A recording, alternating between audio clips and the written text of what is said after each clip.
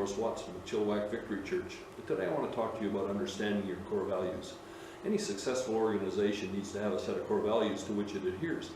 These core values will become the foundation stones from which you can build the entire movement upon. So your core values, they'll define what people think about you and how they perceive you as an organization.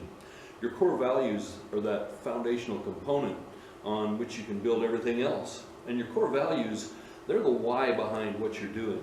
If you don't have a why behind what you're doing, people will have trouble understanding what you're trying to do. So your core values set that why into place.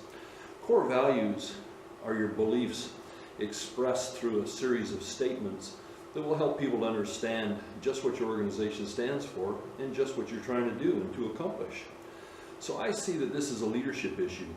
If the leaders don't set the core values, then those core values will begin to happen by osmosis or by fluke. They will happen. You'll end up establishing a set of core values that you may not want. So as a leader, you have a responsibility. And I've broken this responsibility down into three simple components. Number one is figuring out who you're going to be.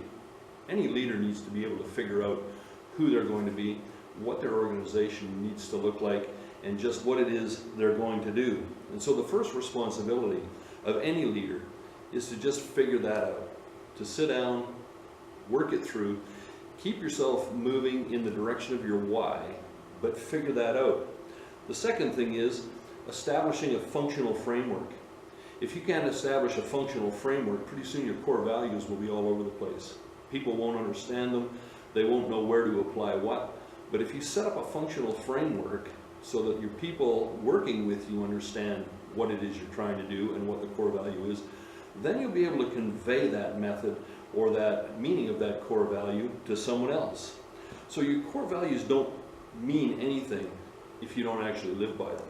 If you're not actually doing them, they don't mean anything. And so set them in place, get a framework around them, make them work for you. They have to be managed just like anything else. If they're not managed properly, they become irrelevant to the growth of your organization. And the third thing is you have to learn how to convey your core values to others. This is the first primary role of the leader. The key leader especially needs to be able to convey those core values. If the key leader can't tell you who the organization is, then everyone else is just free to say whatever they want. You need to be able to tell people who you are and what it is you're doing.